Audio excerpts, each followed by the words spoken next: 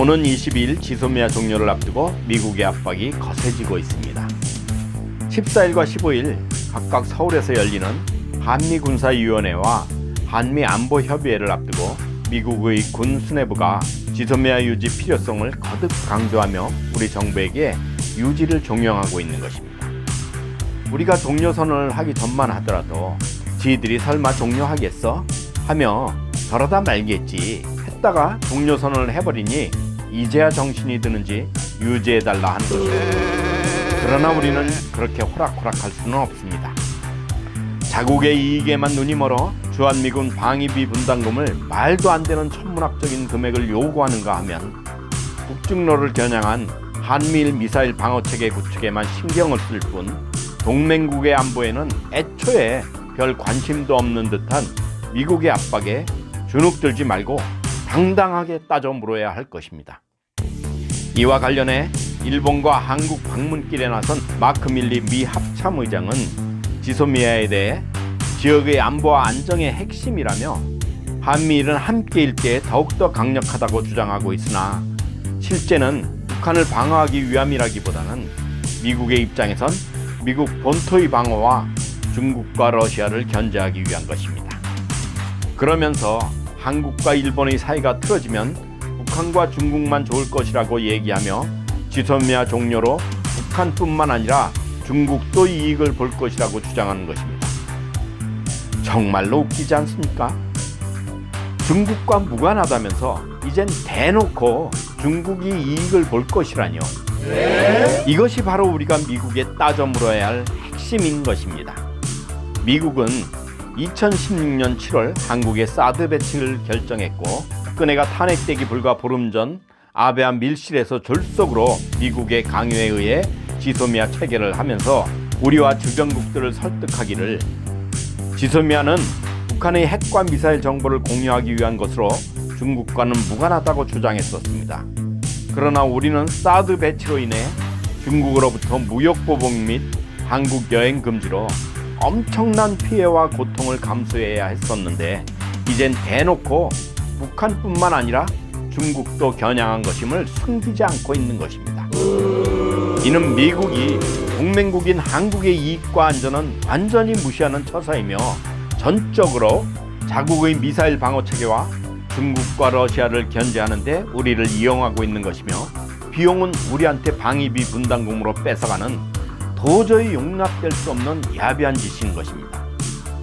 지소미아 부활을 발판 삼아 중국을 겨냥한 한미일 미사일 방어 체계 및 3자 동맹 추진은 한중 관계에 일대파란을 일으켜 한국의 안정과 이익에 치명적인 위협을 가져올 수 있을 뿐만 아니라 무역으로 먹고 사는 우리나라에겐 죽음으로 몰아넣는 불구덩이가 될 것이 너무나도 뻔하기 때문입니다. 이는 우리가 이미 사드 대란을 통해 경험했고 여실히 입증된 것입니다. 누구를 위한 방어 체계이며 우리가 왜 피해를 봐야 합니까? 정말로 기가 막히지 않습니까? 다행히도 사드 대란은 문재인 정부가 삼불 정책, 즉 추가적으로 사드 배치를 하지 않고 미국의 MD에 참여하지 않으며 한미일 삼각동맹을 추구하지 않겠다고 밝히면서 간신히 봉합됐었는데 또다시 지소미아 종료 결정을 번복한다면 이러한 삼불 입장을 송두리째 뒤흔들 수 있게 될 것이고 중국은 결코 가만히 있지 않을 것입니다. 이제 와서 미국 군부가 분명히 밝히고 있는 것처럼 지소미아는 한미일 3자 MD 및 삼각동맹을 위한 것이기 때문입니다.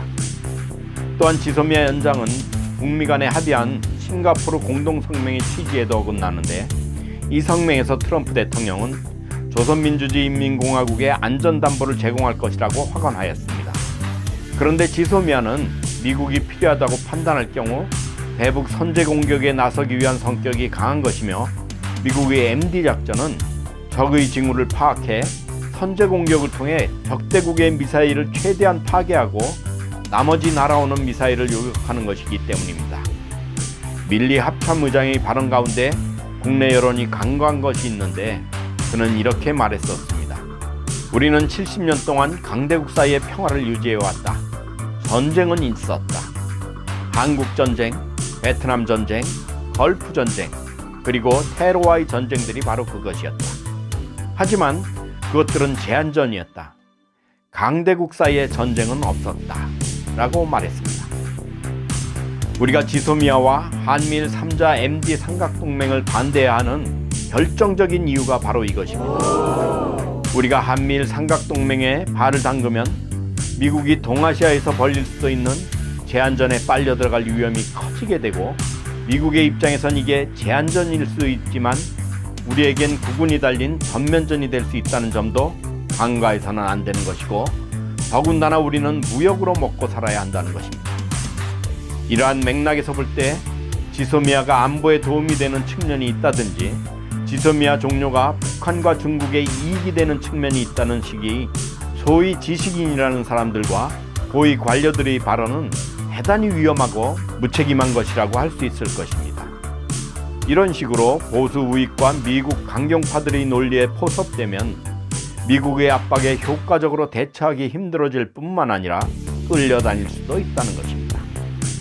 더군다나 그런 식으로는 우리의 자주국방은 더욱더 묘연해지는 것입니다.